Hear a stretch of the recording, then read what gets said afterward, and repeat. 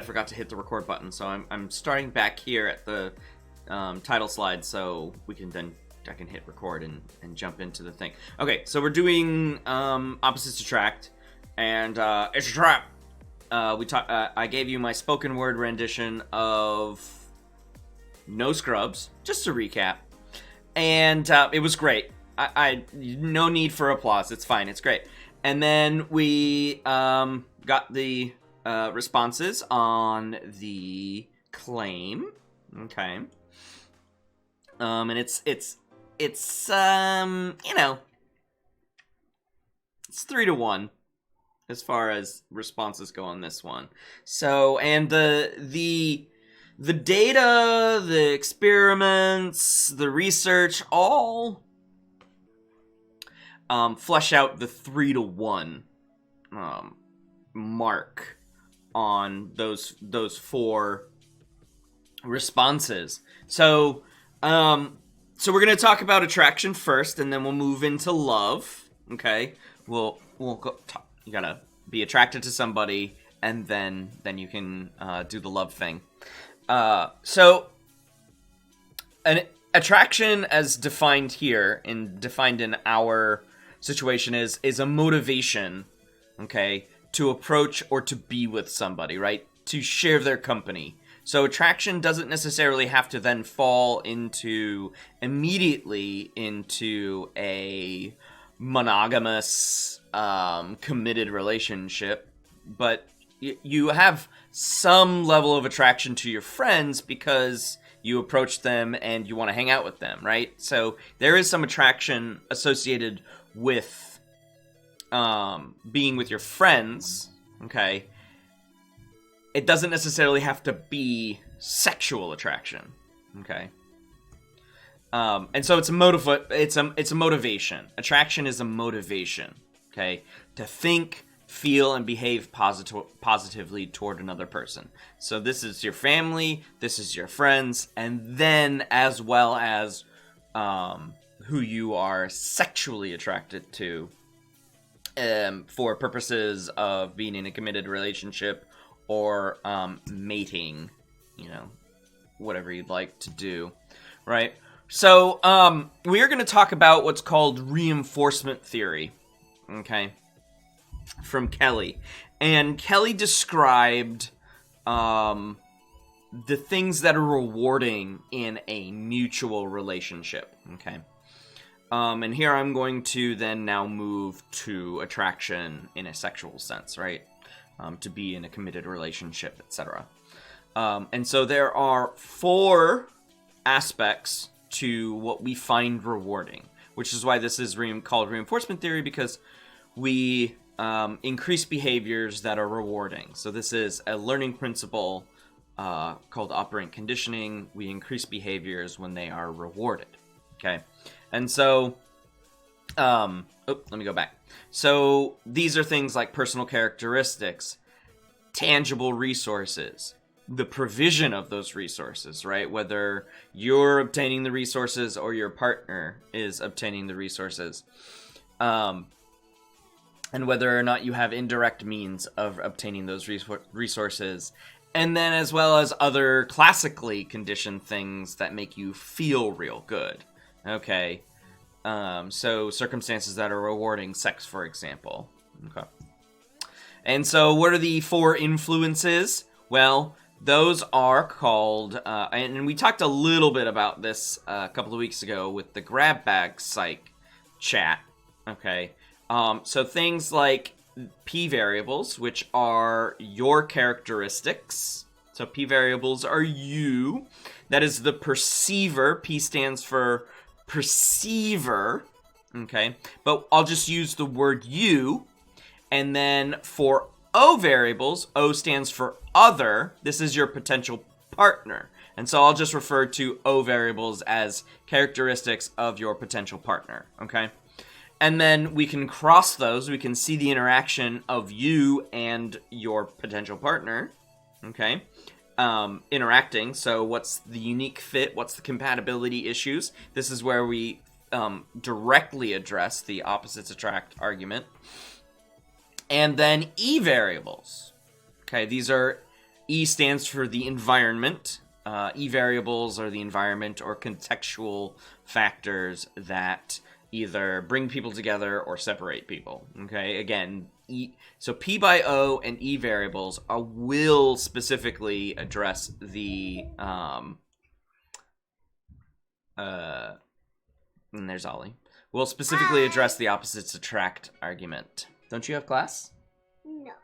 Miss Danish has somebody started a meeting, and I don't have class today. Gotcha. Cool. Good times. You gotta go upstairs though.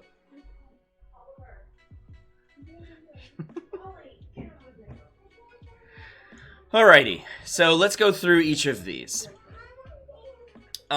This is an oldie but goodie, I think, because nobody does Facebook anymore, so friend requests, not a thing. If you've never seen Office Space, I do recommend it. Office Space is a wonderful film about just the inanity of working in an office and having bosses like Gary Cole here.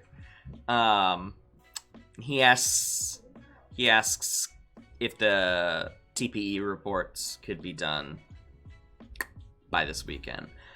That would be great. Thanks. Okay. So, since we're specifically talking about your personal traits, obviously the first thing we can talk about is your personality. What is your personality? What are your personality traits? How do they reflect whether or not you are a desirable human or not? This is important. Okay. One of our traits, which is at the base core of who we are as humans, is the need for affiliation. We want to be with people. We crave being with people. Loneliness can literally kill you. Okay.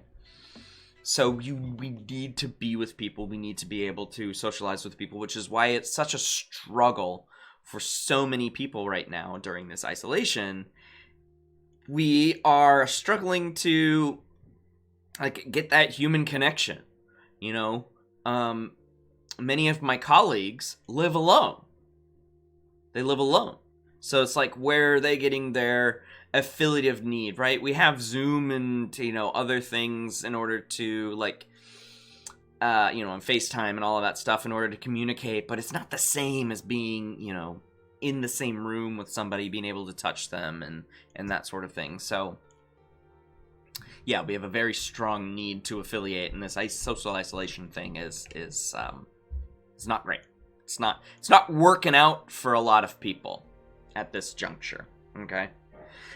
Social motives, okay? So these are, again, so personality, number 2, social motives for how you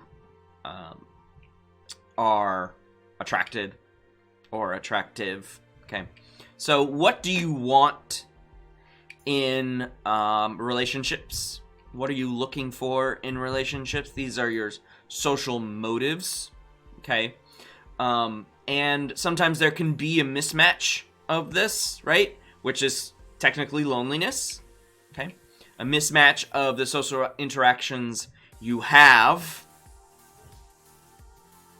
versus those that you want, okay? So that's loneliness. That's different from being alone, okay? Because being alone, for many introverts, is no social interaction because I don't want that right now. So there's no mismatch in that. But loneliness occurs when you are not getting the social interactions that you need. So again, right now is trust, right? Trust. I don't know why I said trust. It is rough. That's what I meant to say. It's rough. Okay. So I do this activity, and I kind of want to do it right now, because we can just use chat. I'm not gonna have a real big leaderboard, but what I want you to do is, amongst yourself, imagine that you are stranded on an island for 1 week, okay? with someone of the sex to which you are attracted. Okay? Knowing your time would be limited to 1 week, which characteristics would you desire in this person? List 5 characteristics from most to least important, right? So 5 characteristics, number 1, number 2, number 3, number 4, number 5. Okay? 1 week. All right? Does that make sense? What I would generally do is I would do a 2x2 grid of time and gender, but don't have that. So, just do your best. So, do that for a couple of minutes, and then hold on, Sean. Don't put it in chat yet. So do it for a couple of minutes. No worries. Do it for a couple of minutes, and then when I ask for your top trait, throw it in chat. Okay? A couple of minutes, then do it in chat. I have a timer on all of my stuff, so I'll let you know when to throw it in chat. Okay?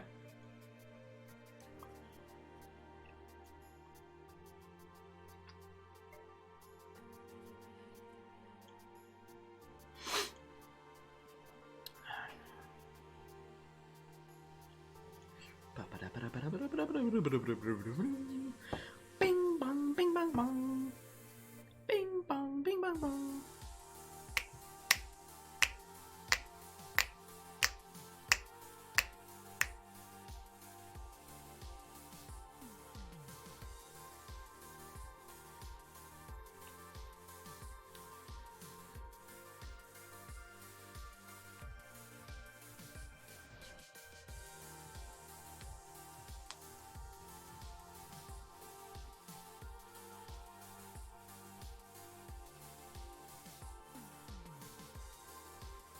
Okay, another 30 seconds, and I think we'll be good.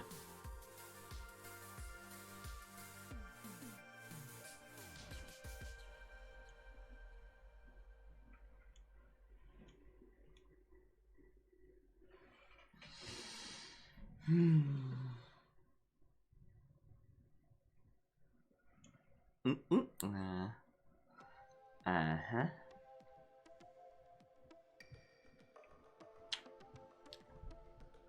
Fix it. All right, go ahead and throw in your top traits. So, top traits into chat. Go ahead and throw them in there. Top traits. Just remember, you're going to be on the island for just a week. What are you looking for in that? So you want somebody who's kind. Okay. All right, Christine. I guess I could. You know what? I'm going to go old school here. I'm going to grab a piece of paper. I'm going to do this grid as best I can. Just keep throwing them in chat, and I'll make sure I will. All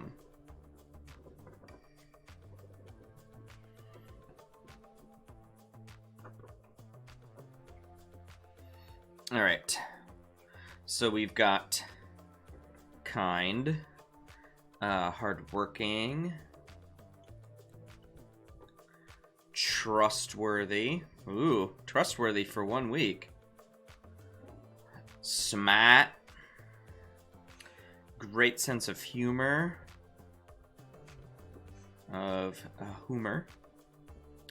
Adventurous. Brave. Funny. Skillful.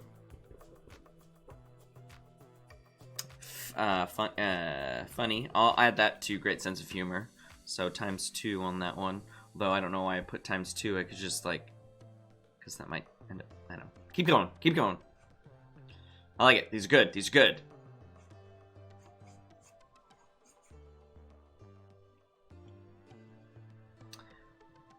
Wealthy, Jalen. What are you gonna do with all of that money on that desert island for a week?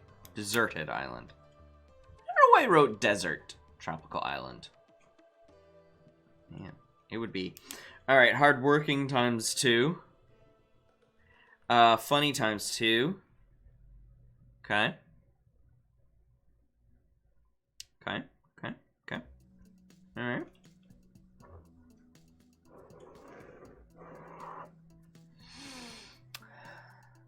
Send it to my mother. Well, that depends on if this person likes you enough for the week that you're there.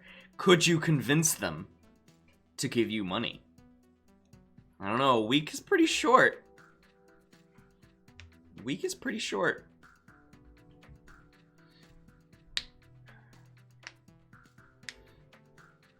I'm gonna go with a no on that one.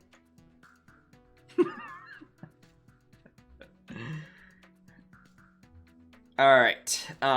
Any others? Any others? Last call for any others.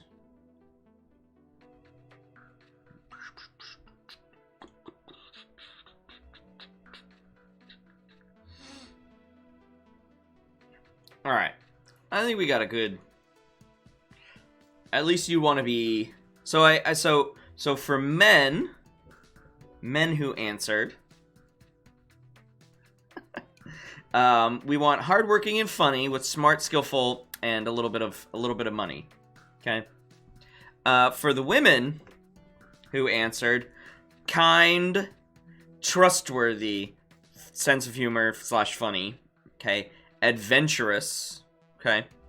And brave. Those are that's an interesting dichotomy there.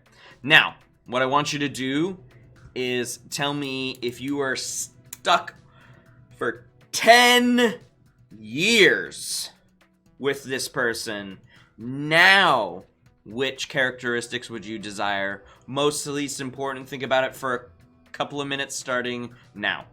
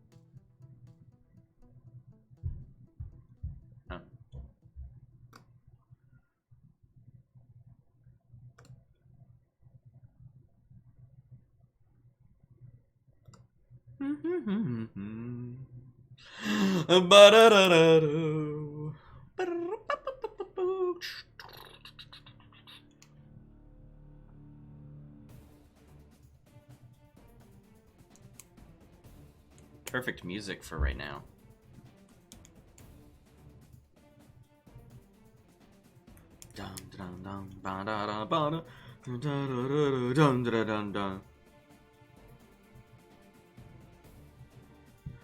Rum dum.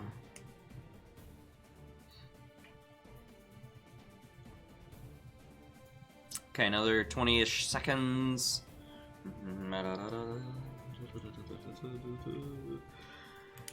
10,000 years will give you such a crick in the neck.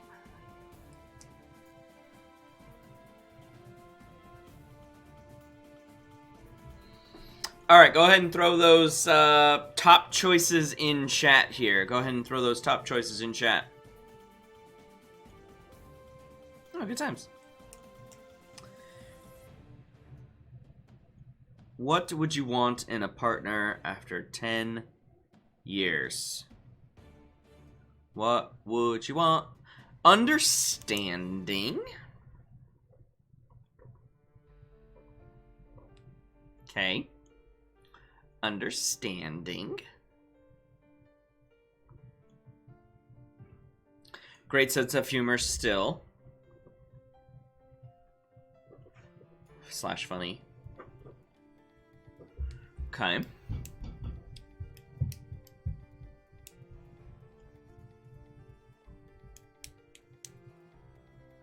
Kind, Still.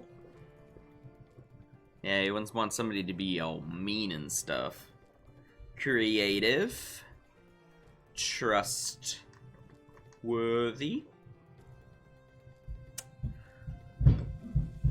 Resourceful. Yeah, especially if it's a desert island. You know, if that maid isn't resourceful, you're screwed. You're screwed. Resourceful. What else?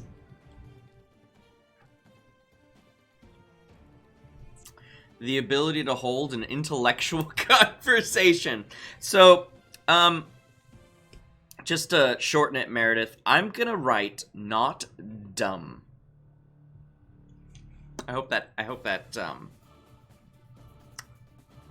like summarizes what you wanna. Great. Yep, not dumb. I'm just gonna swim. I'm just gonna swim. Get me off of this island. I'm just gonna swim. I don't care if I die. Just get me off of this island. This person is so dumb.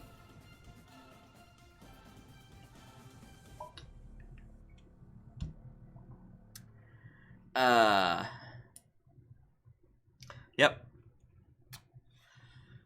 Sorry to all of those dumb folk out there.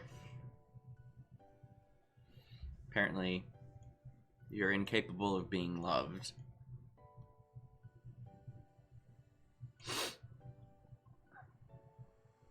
Any others? Any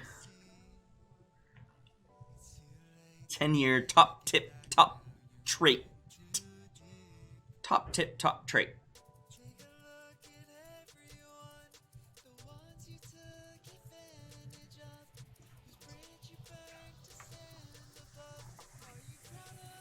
Would you want somebody who knows how to cook?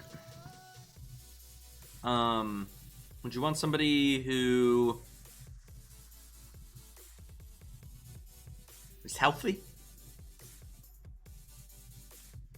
Would you want somebody who is attractive? Would you want somebody who is caring?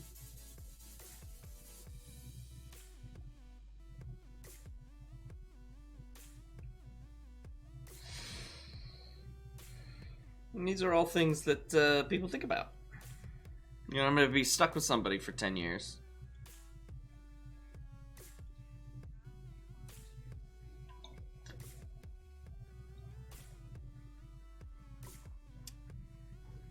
It's interesting. All right. I think there are... Okay, I'm going to write down attractive. Now, of course, attraction is, as we will see, in the eye of the beholder. So here is my my grid here. Definitely a pattern between men and women I see in that 1 week.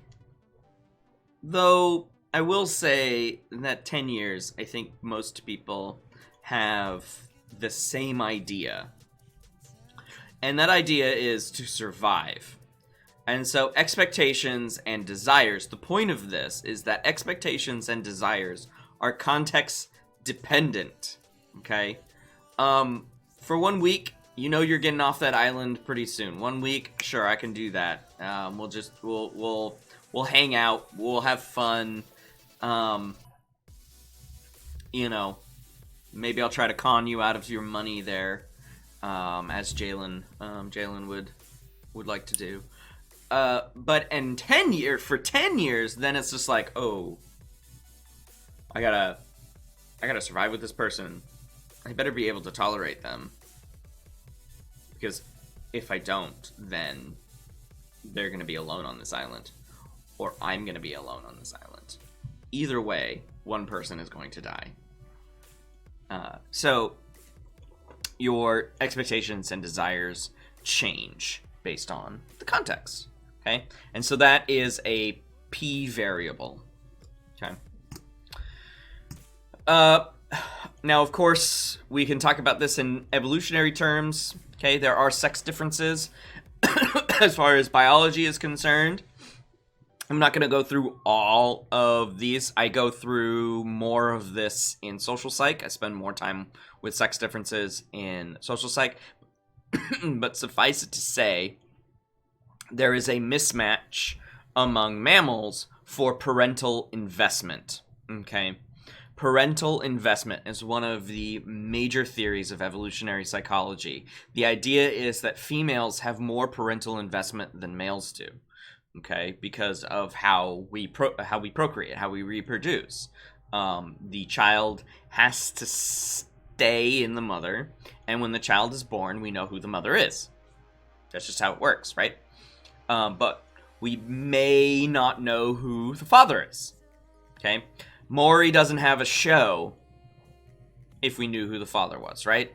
His show would just be about other issues, but in all actuality, you know who Maury is. Your generation knows who Maury is because of the constant paternity test shows that he has. Okay? As opposed to when I was growing up, what Maury was trying to do with his shows, which was, actually try to be relevant.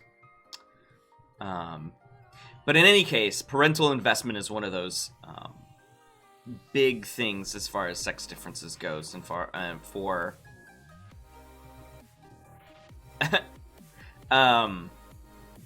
so, and then of course there are other sex differences biologically speaking. So if we're going to talk about parental investment, we need to talk about resources, so whether those resources are direct or indirect. So if we talk about what females evolutionarily think as attractive are mates who have resources, right? And then for males, what they find evolutionarily attractive is health and reproductive, or at least perceived or assumed reproductive quality. Okay? Is that person going to be a good bearer of my children, essentially? Okay? There are also more recent ideas as far as biology and how social influences and cultural influences have to do with attraction. So one of the major things that I discuss in social psych is gender roles, as well, including marriage roles, right? Marriage as this social institution, right? So we have gender roles which exist exist between all genders, right? But then we have marriage roles, which then are specific to being in a marriage, okay? And there are differences there. So I go into detail about that. So suffice it to say that social norms and cultural customs have a lot to do with attraction, okay? What makes an attractive mate, okay? There is a fun theory about how physiological arousal can be interpreted as sexual arousal. So the excitation transfer theory comes from a really fun study where two researchers up at the University of British Columbia had men meet women on a very scary bridge, like a rope bridge, a rickety rope bridge. The Capistrano State Bridge, I think is what it is. So it's over a gorge in the mountains of British Columbia, just north of Vancouver. And then they had a control bridge where it was like a low truss bridge over a creek bed or whatever. Where they had men meet women. And the women were acting as interviewers. They were like, would you like to take a survey? That sort of thing. And they gave and then at the end of it, they gave a lab number. If you'd like to follow up, please call this number and you'll reach me. Well, they weren't actually reaching the females, but that was one of the measurements. How often did the male subjects call into the lab to reach the female interviewer? And the idea was that the men would call in when they met the woman on the very scary rickety bridge because they were scared, but they were also meeting an attractive female. And the idea was that they would call in because they would interpret the physiological arousal of being scared into sexual arousal. And they're like, ooh, this woman's really attractive. I'd like to mate with her, that sort of thing. Okay, so that's the Dutton and Aaron bridge study. Okay. All right, O variables. So this is the potential partner. So that was all you. This is the potential partner stuff. Okay. So of course, first thing we have to talk about is physical attractiveness. Okay. So initial attraction, the strongest predictor of initial attraction among the other person, okay, you perceiving the other person, is physical attraction. Okay. And this has evolutionary underpinnings. So the idea is that we interpret good looks, beauty, with good health and good genes. Okay? Because physical appearance is related to healthy. Good skin means you're ingesting water. Okay? You're ingesting enough water, right? Dark circles and really beady eyes means that you're probably not getting enough sleep. My wife is laughing over here.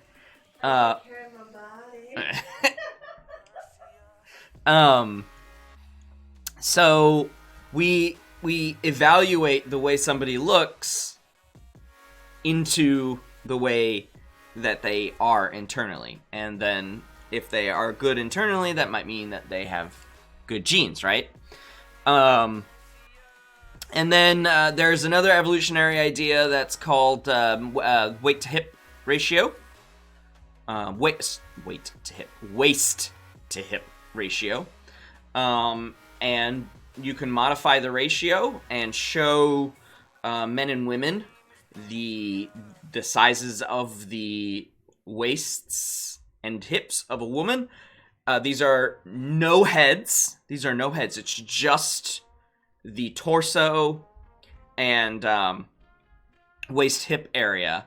And what most people will say, both men and women will say, is that the waist to hip ratio 0.7 is the most attractive. And what does this generally speaking mean? Well, 0.7 generally speaking means that's a good childbearing waist to hip ratio. Okay. Waist to hip ratio. You also might hear it or read it backwards. Hip to waist ratio. It's the same thing. Okay, it's just a ratio. So these are all evolutionary ideas. There are some social stereotypes that stick with us.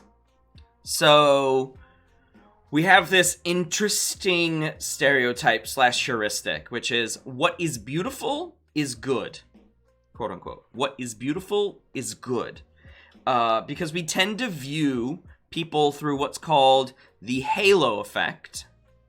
I'll come back to that in just a sec. Where we perceive one good trait leads to having multiple good traits, and so they might be more socially skilled. They might have indirect benefits from being attractive, right? They get into clubs or they get seats at really fancy restaurants, etc., right? So there are indirect benefits to being quote-unquote beautiful. Okay. What is beautiful is good. There you go. And this is linked to actual outcomes. In social psych, I do go over those outcomes, right? You don't need to worry about all of those outcomes. So here's the halo effect, right?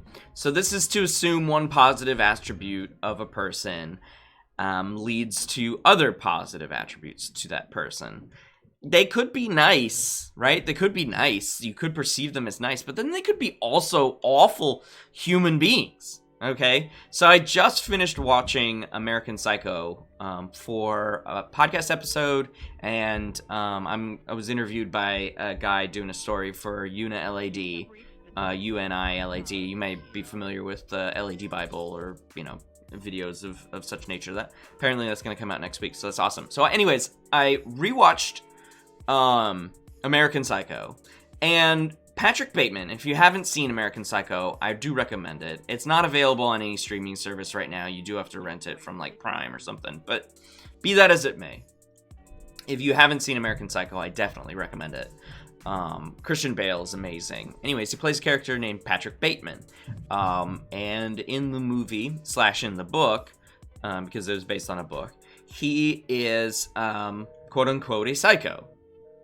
He murders people, because he has what would be considered a bloodlust, right? He has uncontrollable urges where he needs to kill people.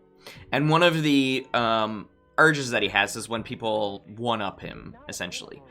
But most people don't actually notice this about him because he is rich, he is successful, he is somewhat charismatic, and he, has the ability to, kind of chameleon into various social situations, which is fine for that really facile, shallow group that he lives in, right?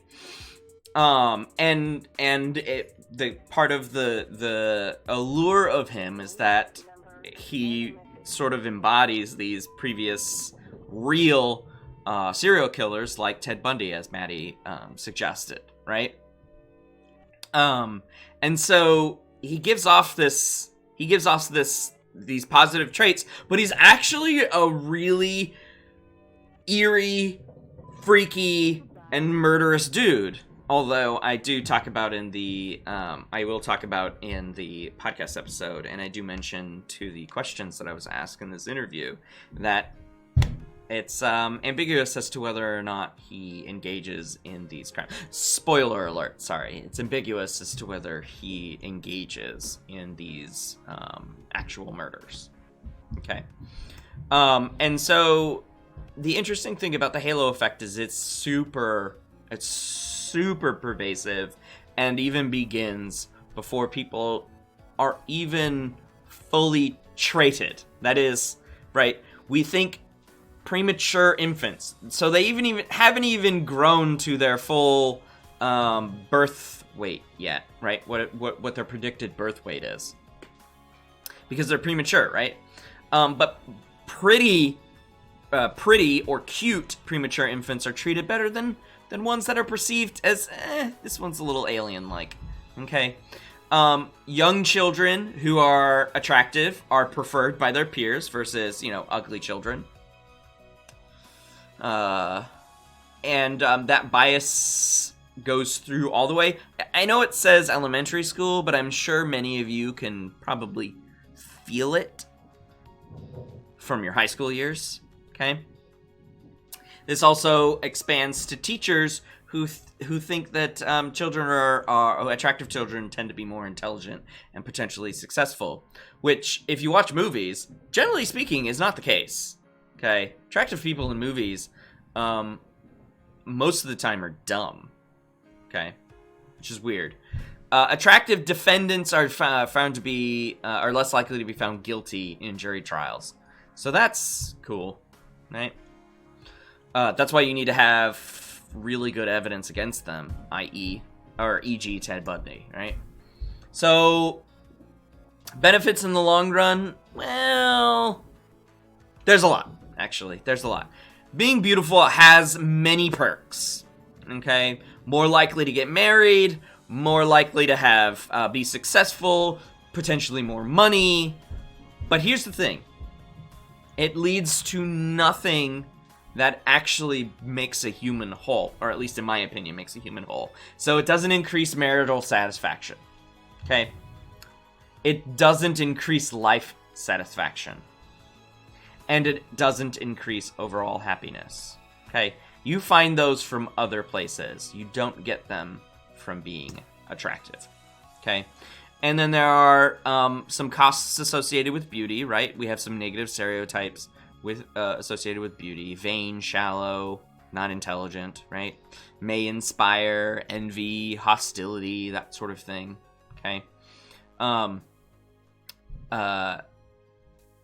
an interesting study done in the 1980s assessed people who are classically attractive, and many people in this study suggested that they tend to discount praise, right? Because they know they're pretty, and so when people say, "Oh, you're so pretty," and they're like, right? And so that might lead to a difficulty in trusting others, which then might lower your confidence. Okay, so there are some costs.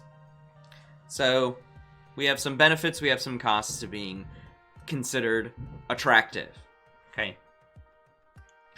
Moving on to P by O variables, right? So this is the interaction with people. So why do we end up with certain people?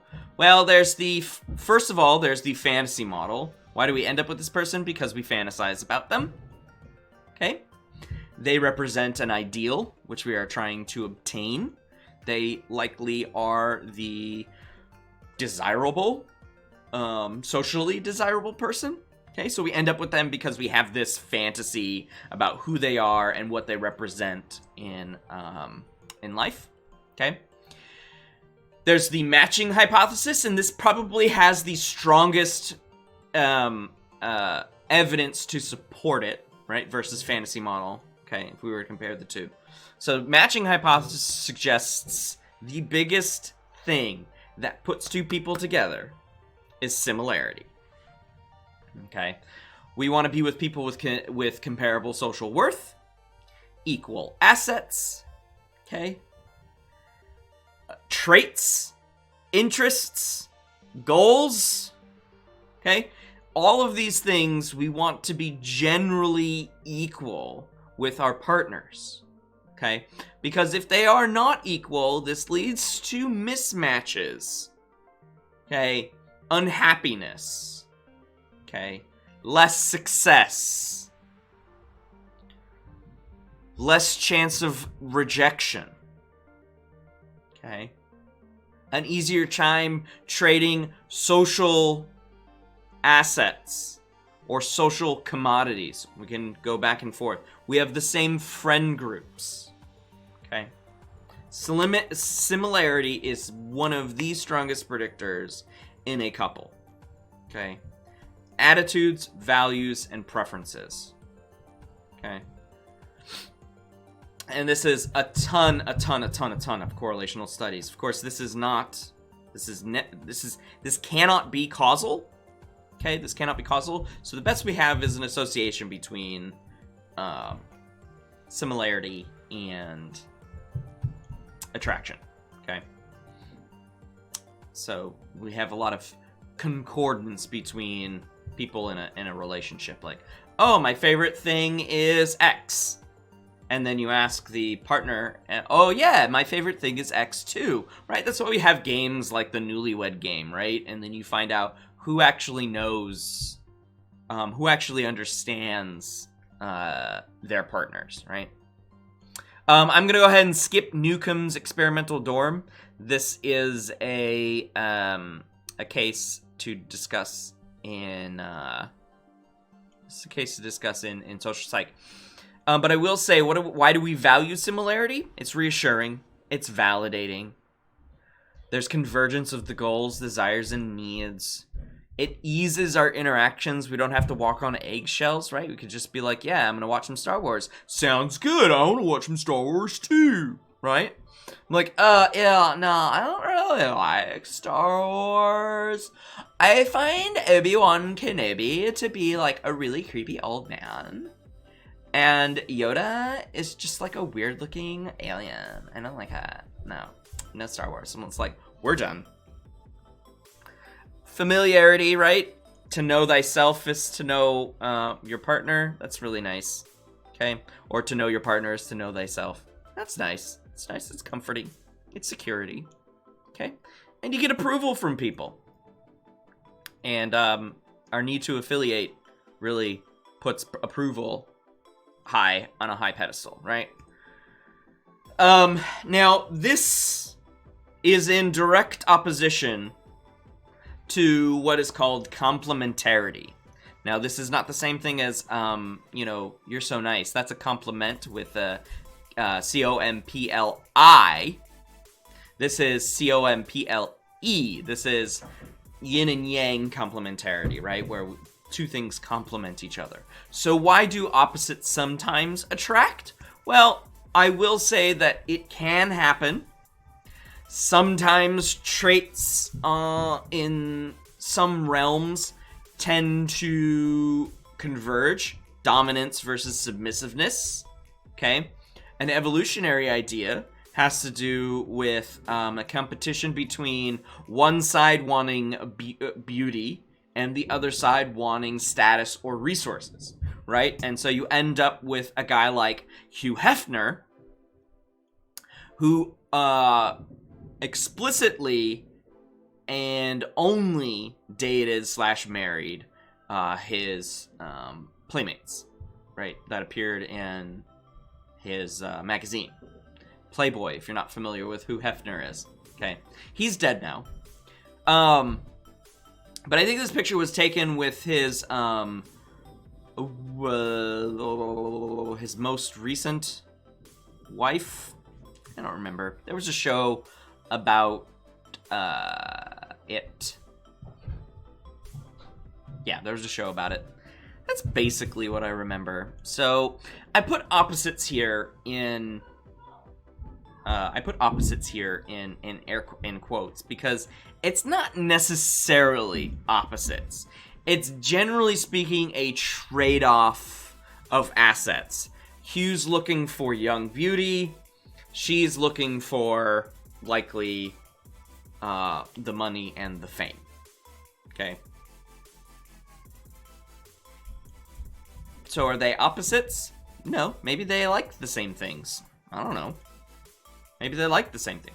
Maybe she's like, yes, I want to be the runner of this conglomerate Playboy. I want to run the show just like Hugh did. Okay, I want to be the publisher. Okay, that's a shared interest. That's not opposites.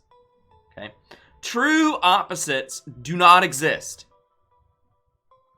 So that's why it's complementarity and not opposites. Okay? So birds of a feather flock together unless those birds are of different species. Right? Another aspect of P by O relationships is reciprocity. So we like doing things for others and we like when other people do things for us. We find when people do things for us, they are more attractive than when they don't do things for us. Okay. Gil is my best example of this. So if you're not familiar with Gil from The Simpsons, he's like, how many can I put you down? How many can I put you down for, huh? A lot? Please say a lot. I need this. Gil needs some money, right? So that's Gil. He wants you to do things for him. Okay. And a lot of the times we don't want to do things for a guy like Gil because he seems desperate. Okay? But he's afraid of rejection. So somebody is desirable when they are attractive, and we have a high probability of acceptance. This Gil over here, poor Gil, he's not attractive. Sorry, buddy. I'm not going to buy your cars. I'm not going to buy your cars. All right, where are we with time? Okay. E variables. So these are environmental variables. I'll play this clip of How I Met Your Mother in just a second. It's actually real fun. It's real fun. I like it. So one of the major things about the environment that gets people together, is how close they are. If you stay in the same place, well, you'll likely be attracted to people who are also in the same place as you. The internet has really thrown proximity out the window because the world is proximal. The world is technically proximal, so you can go anywhere and find somebody that you're attracted to. Okay, so yeah, but it's still a strong predictor. of environmental influences to attraction. They're near you, they're attractive. Okay? I'm going to skip those studies. Familiarity is another environmental thing. So the idea here is of what's called mere exposure. Mere exposure. And this is from the Moreland and Beach study in 1992. The more you see something, okay, repeated contact, the more you see of that person, the more you like that person, okay? The more you like that person. Now, How I Met Your Mother had a fun play on this. Barney, if you're not familiar with the show, Barney is an asshole. And he has he calls it the mermaid theory. So I'll let Barney tell you about the mermaid theory. It's Mondays. You were just the worst. It's an kid in the world, advertisement. weren't you? So They said I had AD. forget this part. Something. Can we have class outside? What makes How I Met Your Mother the coolest comedy on television? Guess who? It's me! Critics call it hilarious. Sitcom magic start to finish. It is physically impossible for me to take a bad picture. Aha! Got it. How did you do that? How I Met Your Mother. Mondays, only CBS. And now, an exclusive extended preview. Yeah, it's not. Marshall, I mean, there we go. do you know how the myth of mermaids came to be? I'm sorry, myth? It was 300 years ago. Sailors stuck at sea would get desperate for female companionship. It got so bad that eventually the manatees out in the water started to look like beautiful women. Mermaids. Let's go get some tail.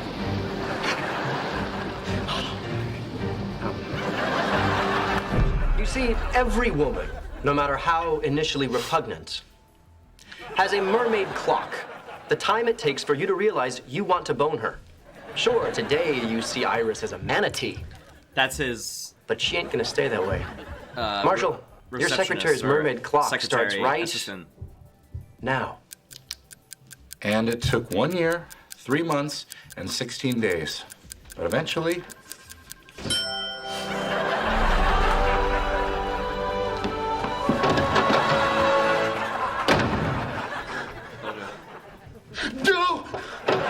Told you. The mermaid theory. It's a thing. You owe me $500. do we bet on this? Let's say yes. Let's say yes. Okay, so that's a way to show you what mere exposure does as far as attraction goes. Okay, so it's mermaid theory. It's a thing. I'm sorry, myth. That's great. It's good stuff. It's good fun. I like it. Obviously, physical environment is going to play a role in attraction, right? Barriers. The one barrier that I like to share is the Romeo and Juliet effect, which are social barriers, right? If you're familiar with Romeo and Juliet, you know the Montagues and Capulets hated each other. Ah! I see a Montague, I kill them, I spit on them. If I see a Capulet, their head will be gone. You know, that whole chestnut, right? Good old Bill Shakespeare. Well, this is real. When somebody tells you, no, you cannot see that person, you're like, well, I'll tell you what, I am. I'm going to see that person because you don't want me to see that person. Peace. Okay? There you go, Romeo and Juliet effect. All right. Yeah, I do a drug. It's called caffeine. I'm not going to play Hadaway's What is Love, but obviously that is a very important question. It is a very important question. What is love? Baby, don't hurt me. Don't hurt me. No more. The great thing about this video is that he sings this song to women dancing, scantily clad women dancing, who are vampires. And they want to turn him into a vampire. You're like, what is wrong with the 80s and 90s with their music videos? What is wrong with them? So we're not gonna jump into that. What I do want to share with you though is, and we're not gonna talk about this particular thing is I want to talk about the triangle theory of love. Okay, the triangular theory of love. So this is from Sternberg. Okay. And he developed a theory, and so this is after this is the 1980s. This is after a few other people. So in social psych I go over the history a little bit more, but I want to just describe the idea behind this theory, and I'll show you. So it's triangular because it's got 3 points to it, right? 3 points to it, and those points are passion, intimacy, and commitment. Okay, so those are the major features of love. These are the core components of the theory. Passion, like the fire inside. Intimacy, how close you are. And commitment, what is your life together, right? What do you commit to that person, and what is that person committed to you? And so this is what it looks like. And he described 7 different kinds of love based on this triangle. Seven different kinds of love. And so I'm going to describe those over the next 10 minutes here. And that's where we will end the class. So we have the 3 components, right? It makes a triangle. I hope everyone's good on their shapes, right? So we have passion, commitment, and love at each point of this triangle.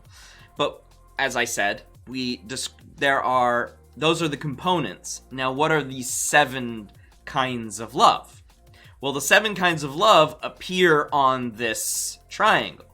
Okay, depends on where you are on this triangle. Okay, so the first kind of love is intimacy only. There is no commitment, there is no passion. This is what we'll refer to as liking. Okay, these are your friendships. Generally speaking, you are attracted to your friends because you like being around them. Okay, so that's liking. This is your friendships. Generally speaking, Sternberg said these are deep friendships as versus acquaintances. Okay, so these are not acquaintances. These are more or less friendships. Like, I'm gonna be around this person more often than not. Right. So that's type 1. Type 2 is when you have intimacy and I'm going around the triangle, by the way. So the second kind is romantic love. That's intimacy and passion. Okay, there's no commitment left. So this is, generally speaking, the start of a relationship. Okay, the start of a relationship. So you have the passion to be with this person in addition to liking them quite a bit, right? You want to be close to them, but you also really, really want to have sex with them, right? You know. The third kind of love, as I go counterclockwise around this triangle, is passion only. Okay? This is called infatuation. It's passion only. Infatuation is things like love at first sight. Okay? No intimacy. You just kind of are obsessed with this person, right? You're attracted to them and you're like, I need that person in my life. I need him. Okay? Now, if it's just passion and commitment, but with no closeness, no intimacy, then it's called fatuous love. Fatuous love. Okay? These are things like whirlwind courtships, okay, of yesteryear. Okay? But it could also be things like whirlwind Hollywood romances. Okay? Commitment is based on passion. Okay? Commitment is based on passion, not deep intimacy, not closeness. Okay? Feeling about others' welfare. You're making a commitment because you're like, yeah, I love this person so friggin' much. Woo!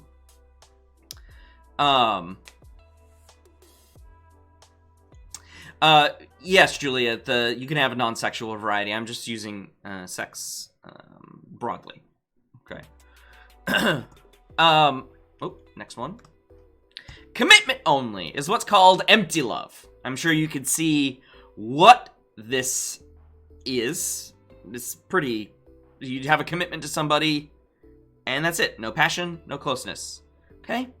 So this is like a situation where a married couple had children, and they're like, okay, we're gonna stay together for the kids. Okay? Stay together for the kids. There could be a lot of strife in that relationship. Okay? A lot of strife in that relationship. There's no more physical passion. There's no more closeness, right? So these are people who are committed to each other, but generally speaking, aren't in a relationship that reflects something that we think about when we think about relationships. Okay? The next one, this is number 6 of 7, is companionate love. This is when you have the closeness of intimacy and the commitment of a relationship, but no passion. Okay, no passion. So companionate love can be things like long-term committed friendships, like this is my BFF. Okay, this is my BFF. You know, there's no passion. So you see a lot of companionate love in older and elderly couples who, you know, have been together for a long time. They don't really have a passion, but they still love each other very much. Okay. But then you have also older couples who are like all three, which I'll talk about in just a second, who are just like, you're just like, ew, gross, please don't talk about that. But, you know, it's normal, it's human, you know, we gotta deal with it sometimes, right? So the 7th one is what Sternberg called consummate love. This is where you have all three. That's why it's in the center of the triangle, okay? Complete love, where you have closeness of intimacy, you have the fiery passion of physical and potentially sexual attraction, and you have the commitment to be together as one. It's what we strive for, according to Sternberg, in our romantic relationships. Many of us don't get there. Okay? It's easier to form than it is to maintain, right? Because one of these things can fall away, and you end up with one of these. Okay? Lots of times, passion is the one that falls away. So consummate love becomes companionate love. This is frequent. Okay? But you could have consummate love and fall away from commitment, and so you end up with romantic love. Okay? You have consummate love but fall away from intimacy, and so it just becomes fatuous. Okay? So there are many ways consummate love can fail. It's very easy to start than it is to maintain. Okay? All right. So that's what we're going to end with. That's what we're going to end with today. I do enjoy talking about this theory. There's so many more. There's so many more things to talk about with love, but we've run out of time. So I'm going to end the stream there today. If you have any questions, please email me, let me know, send me a message, whatever works. And I'll see you all next week, where we start talking about psychopathology and therapy. All right, so have a good weekend, and I'll see you later.